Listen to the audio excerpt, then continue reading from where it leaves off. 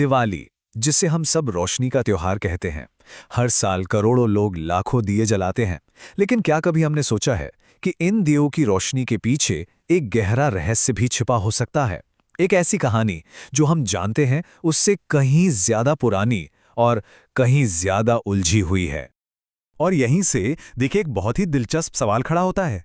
अगर ये त्योहार भगवान श्री राम की अयोध्या वापसी का जश्न है, तो फिर इस रात को जो मुख्य पूजा होती है वो देवी लक्ष्मी की क्यों होती है? ये एक ऐसा कन्फ्यूजन है जो इस त्योहार के बिल्कुल सेंटर में है। दिवाली के दिल में दो बहुत शक्तिशाली कहानियां हैं। एक तरफ कहानी है श्री राम की, जो 14 साल के वनवास के बाद धर्म की जीत का परचम लहराते हुए अयोध्या लौटते हैं। और दूसरी तरफ कहानी है देवी लक्ष्मी की, जो समुद्र मंथन से इसी दिन धरती पर प्रकट होती हैं। तो इस विरोधाभास को, इस पहेली को समझने के लिए हमें समय में थोड़ा पीछे जाना होगा। दिवाली की जड़ें किसी एक घटना में नहीं हैं, बल्कि इतिहास और पौराणिक कथाओं के एक गहरे, उलझे हुए जाल में फैली हैं। ये कहानी सिर्फ त्रेता युग में राम की वापसी तक ही नहीं रुकती। कई विद्वान ये भी मानते हैं कि द्वापर युग में जब पांडव अपने वनवास से लौटे थे, तब भी दिए जलाए गए थे।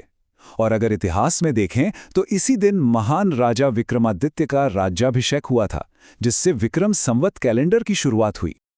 वाल्मीकि रामायण से लेकर कालिदास के रघुवंशम तक कई पुराने ग्रंथों में दीपोत्सव का जिक्र मिलता है। लेकिन स्कंद और पद्म पुराण एक बहुत ही जरूरी, एक क्रूशियल डिटेल जोड़ते हैं कि ये वो दिन भी है जब समुद्र मंथन से देवी लक्ष्मी प्रकट हुई थीं।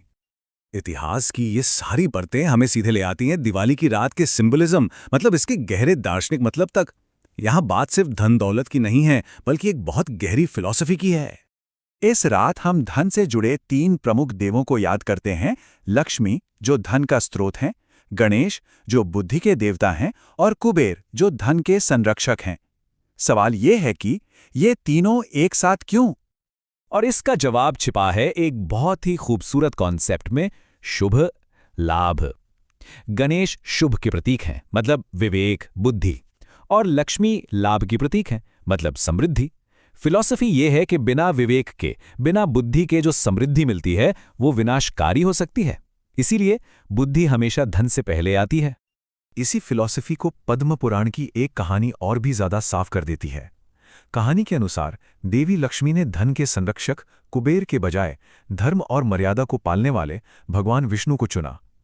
संदेश बिल्कुल क्रिस्टल क्लियर है, समृद्धि सिर्फ वही रहती है जहां धर्म का वास होता है।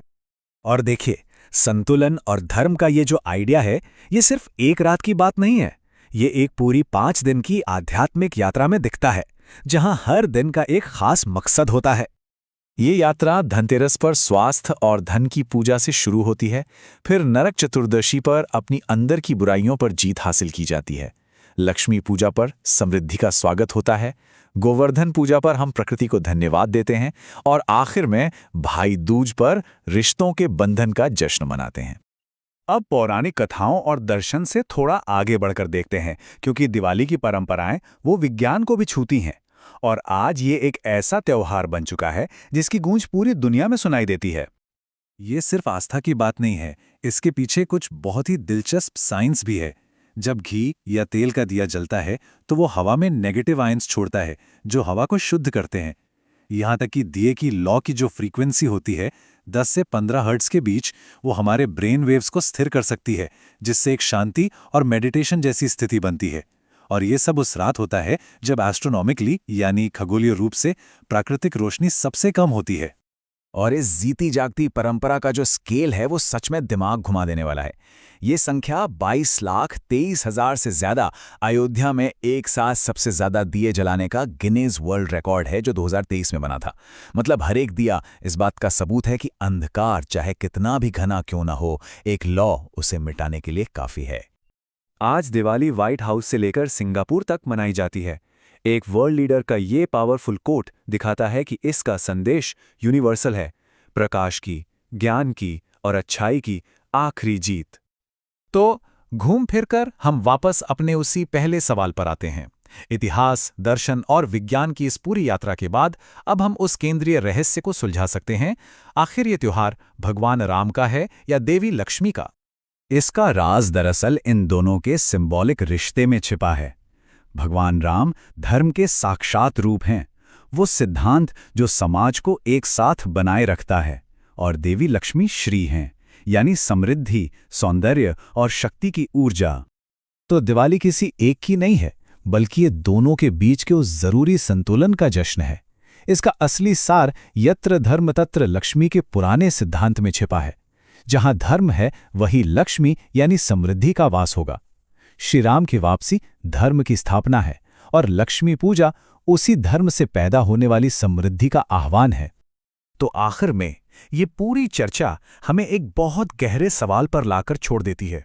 जब हम बाहर एक दिया जलाते हैं तो वो सिर्फ घर को रोशन नहीं करता, वो हमें अपने अंदर झांकने के लिए कहता है और पूछता है, हम अपने भीतर कौन सी रोशनी जगा रहे हैं? धर्म की, विवेक की या फिर संतुलन की?